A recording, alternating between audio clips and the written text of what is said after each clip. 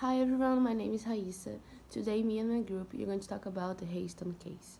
In my part of the presentation, I'm going to give you a project overview. I'm going to indicate the stakeholders and the agendas.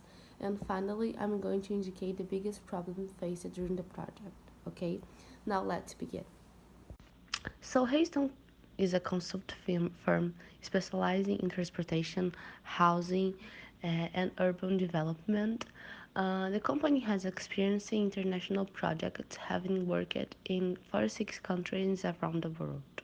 The company's staff consists of permanent senior members and outside experts with international experience. Hazelton case study is about a reconstruction of a highway along the western coast of island of Tola. Hazelton was hired by the local government highway department, Sorghum Highway Department (SAD). About the stakeholders and their agendas. The stakeholders of these projects were Hazelton, Bioval, and Thomaston Brothers. They are contracted companies and their objective was to work together to finish the project. Also, SAD was the second stakeholder. SAD's goals was the development of the highway in 5 years, reaching the estimated budget. Also, as financial agency, its goal was to provide enough loans and grants in order to complete the project. The third stakeholder can be considered the staff. The staff was basically composed of workers, Sorangan workers, Hazelton project managers, Frank Kennedy, John Anderson, and Dan Simpsons, and also Sorangan project managers. Their goal was to work efficiently in order to complete the project. Finally, the fourth stakeholder was the local people, and their goal was to improve their quality of life. Now let's move and talk about problem solutions and prioritization. The case in question is a clear example of what should not be done in a project. In each paragraph, you verify a series of problems that could be avoided if an efficient project management occurs.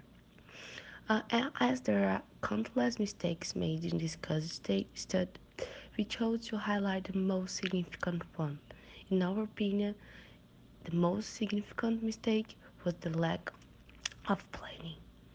Rule number one of a project, even more than the dimension of the case in question, is the creation of a detailed and completed project charter, which was not seen in this case.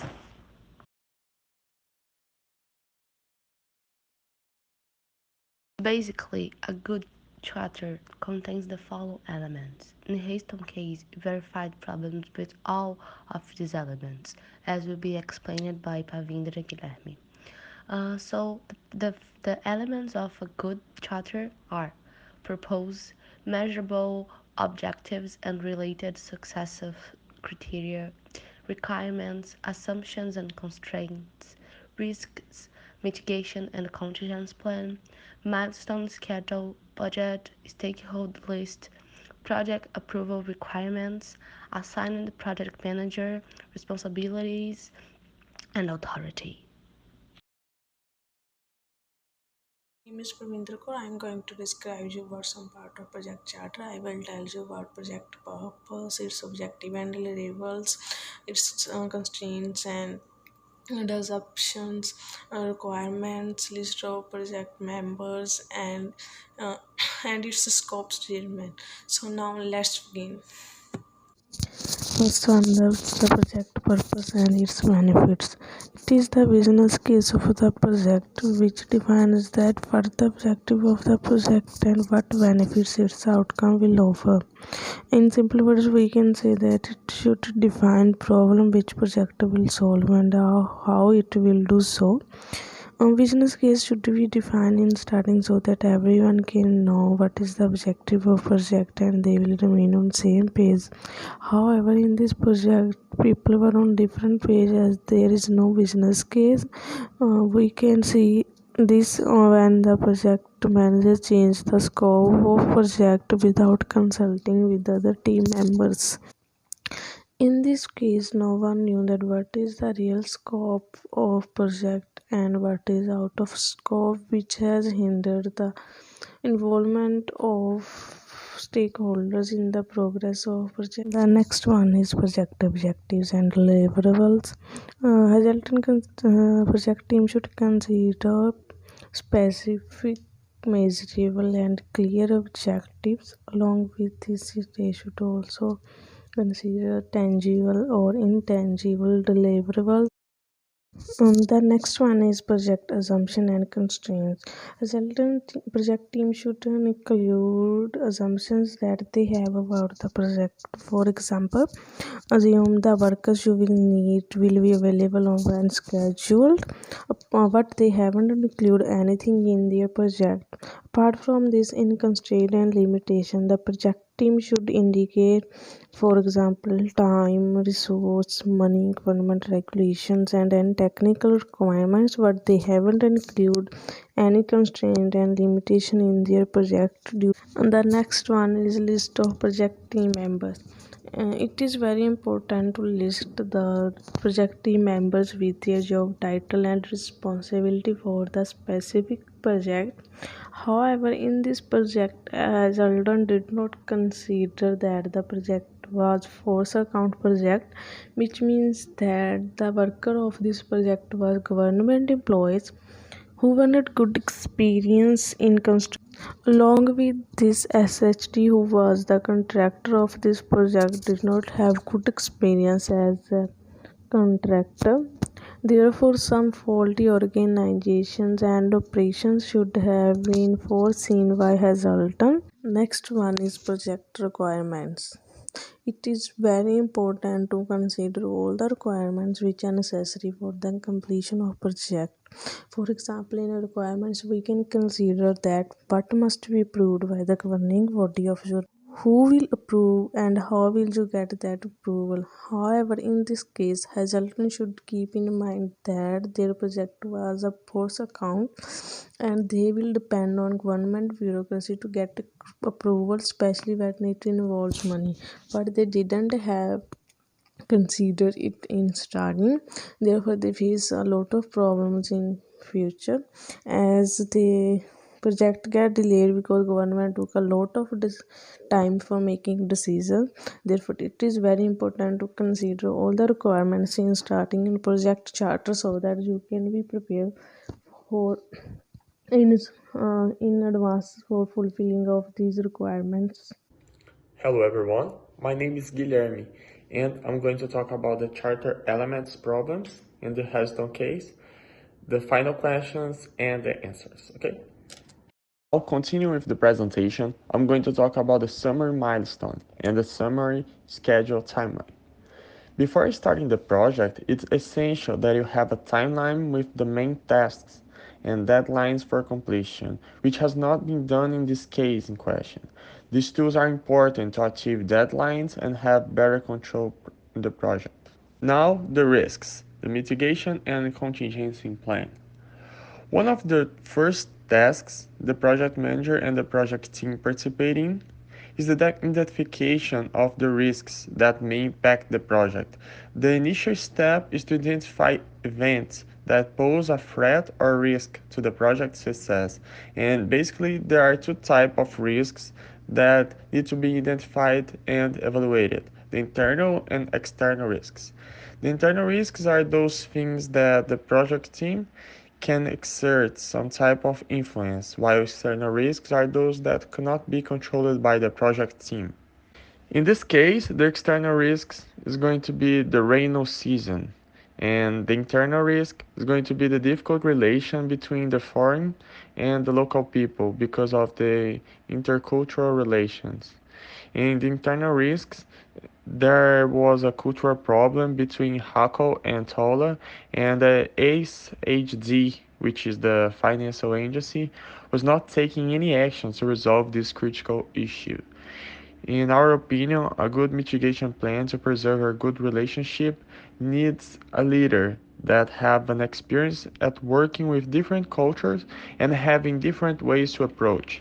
Create channels between the project manager and the sponsor to be effective with the communication relating to the locals. Now, the budget. The first mistake made in this case was that the budget of the project was determined on an annual basis instead of the entire project period. Considering the magnitude of the project in question, a good budget strategy to be adopted by the project team would be the bottom up estimating. This is a project manager technique of estimating individual tasks and combining them into an overall estimate. And as we learned in classes, bottom-up estimating is a good strategy to estimate the cost and the duration of the project tasks. And if the Hazelton team had done this step correctly, they would avoid this problem related to lack of fuel. The team should implement a contingency budget.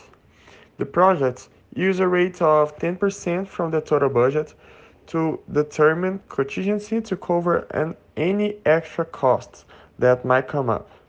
And considering that the projects involve a force account and the government bureaucracy of the case in question, the team could even establish a percentage higher than 10% to prevent work from being completed due to budget gap. However, no contingency budget plan was created from this project. Furthermore, budget cannot be defined as a static document, since it will be reviewed and reviewed throughout the project. When the project faces a change, the project team needs to be aware in order to verify if some change needs to be done in the budget.